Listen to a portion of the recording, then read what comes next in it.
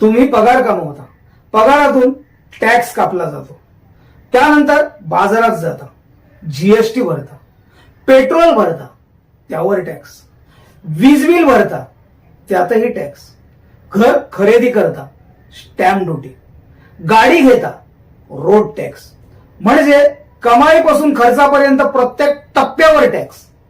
पण प्रश्न असा आहे, भारतात मध्यम वर्ग सर्वाधिक कर का भरतो? श्रीमंत लोक टॅक्स वाचवतात का? गरीब टॅक्स भरतच नाहीत का?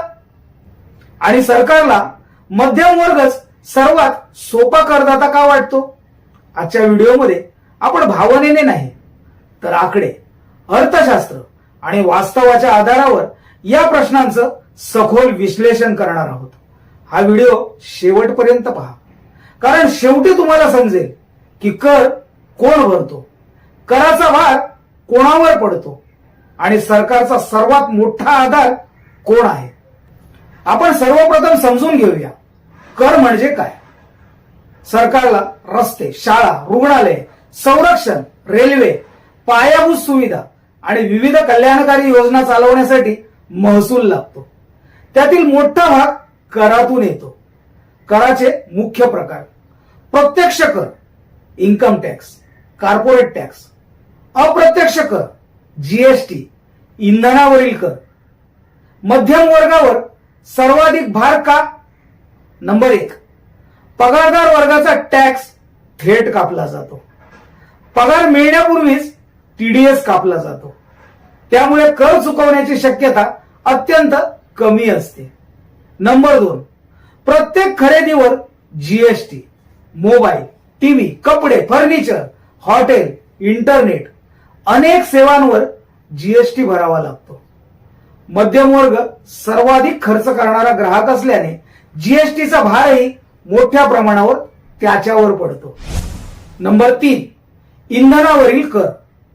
पेट्रोल डिझेलवरील विविध करांचा परिणाम वाहतूक खर्चावर होतो आणि त्याचा परिणाम जवळपास प्रत्येक वस्तूच्या किमतीवर दिसतो. नंबर 4, मालमत्ता आणि वाहन कर.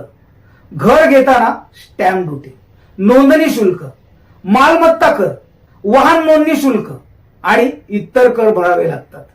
गरीब कर भरत नाहीत का? हा एक मोठा गैरसमज आहे. गरीब नागरिक अनेकदा आयकर भरत नसले तरी ते वस्तू आणि सेवांवर लागू असलेला जीएसटी भरतात.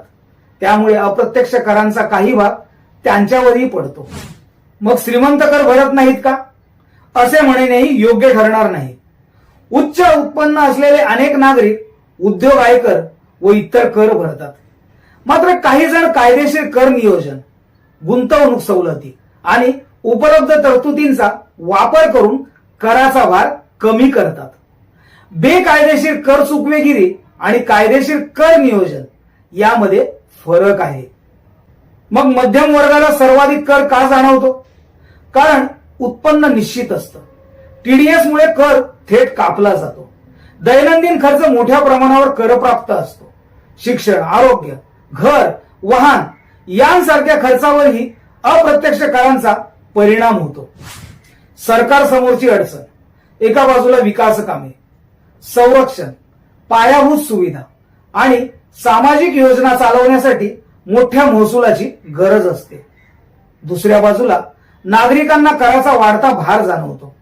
म्हणूनच कर व्यवस्था अधिक न्याय्य, पारदर्शक आणि कार्यक्षम कशी करता येईल हा सार्वजनिक चर्चेचा महत्वाचा विषय आहे. मध्यम वर्ग हा भारताच्या अर्थव्यवस्थेचा महत्वाचा आधार आहे. तो आयकर भरतो, जीएसटी भरतो, इंधनावरील कर भरतो, घर आणि वाहनावरील विविध कर भरतो. त्यामुळे त्याच्यावरील कराचा भार अधिक असल्याची भावना अनेकदा व्यक्त केली जाते. परंतु कर व्यवस्थेचा संपूर्ण विचार करताना प्रत्यक्ष आणि अप्रत्यक्ष कर, सरकारी खर्च आणि उपलब्ध सार्वजनिक सेवांचा देखील विचार करणे आवश्यक आहे. या विषयावर तुमचं मत काय? भारतातील कर व्यवस्था अधिक न्याय्य व्हायला हवी का? तुमचं मत कमेंटमध्ये नक्की लिहा. व्हिडिओ आवडला असेल तर लाईक करा, शेअर करा आणि चॅनलला सबस्क्राईब करायला विसरू नका.